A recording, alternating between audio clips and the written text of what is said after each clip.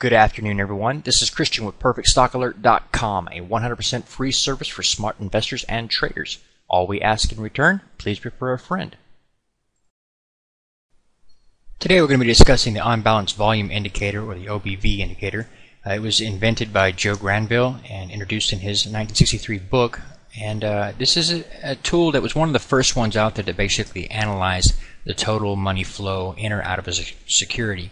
And there's others out there now that may be taken a bit further, so you can look into that as you will. I'm going to show you a few things about the on-balance volume indicator that you can use. I want to point out right off the bat that no indicator is 100% effective every single time. If it was, we would have no other indicators. So you want to use the on-balance volume with other supporting indicators, something else to give you some more confirmation of your signals, okay? And a lot of times, though, it will be effective, and it's something that a lot of traders use. Excuse me.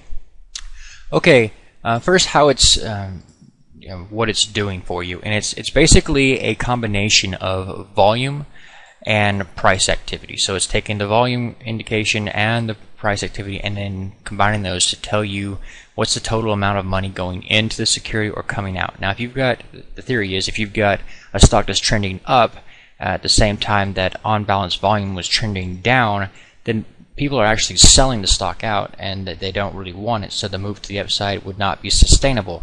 The same goes for a move to the downside. If you had a strong move to the downside, while at the same time you were seeing a good move to the upside in on-balance volume, you would not expect the sell-off to be sustainable. It would revert back in the direction of the greater pressure, which is in this case buy pressure.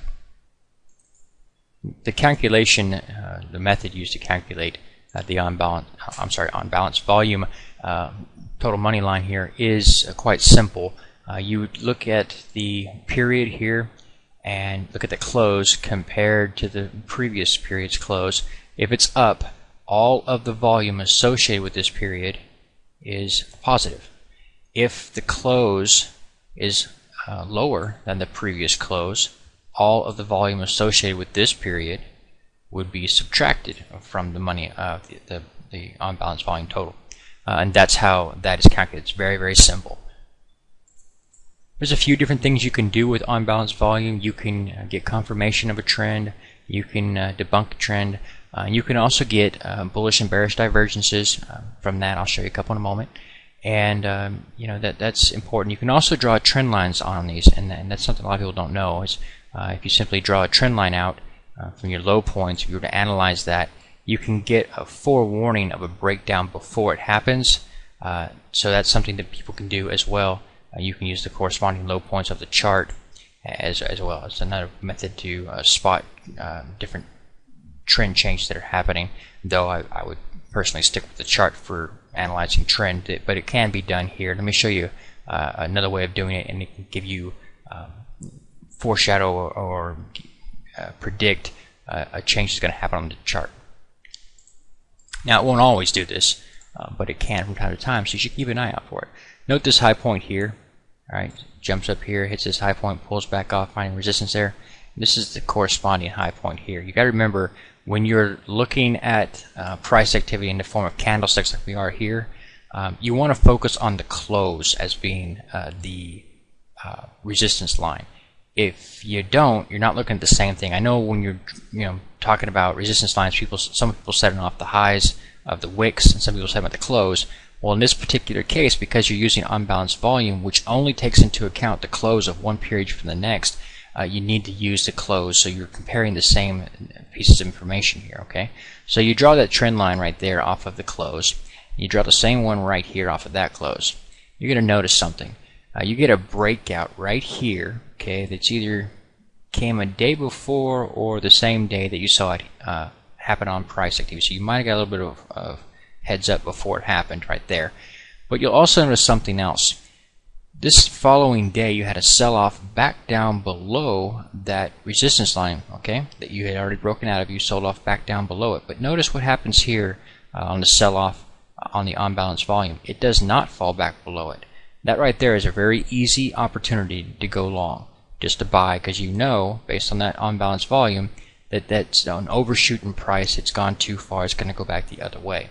it happened again here as well. Okay, so whenever you see something like that, you can take advantage of that and know that.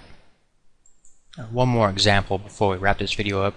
Here you've got a low point, right? You would look at the close again of the lowest close, and looking at down here, corresponding low point. Okay, and is that the right one? 1, 2. Yeah, that's the right one. Okay, so the corresponding low point is right here. And what we're looking at here is this low point and this low point. And then we come over here to this low point right here and this low point right here. Okay, these correspond as well. Now you're going to notice something right here in price activity, a big move lower. However, on the on-balance volume, you have a slight trend up actually, ever so slightly. That's a bullish divergence, and it's telling you that again it has overshot to the downside, and you should be looking for a buy opportunity. This is just one of the different things you can do with on-balance volume as an indicator, but again, I would always look for confirmation somewhere else. Okay, you talked me into it. One more, just because it's so easy. Here we are. Trending down, low points. Oh, sorry. Close. Got to be doing it on the close. And then the corresponding low points on the on-balance volume, right here. Trending up. It's another signal telling you to be a buyer. Please take a moment to review our disclaimer. The information provided herein is our opinion only. Under no circumstances do any statements here represent a recommendation to buy or sell securities or make any kind of an investment. You are responsible for your own due diligence. To summarize, we do not provide investment advice, nor do we make any claims or promises that any information here will lead to a profit, loss, or any other result. These videos are for educational purposes only.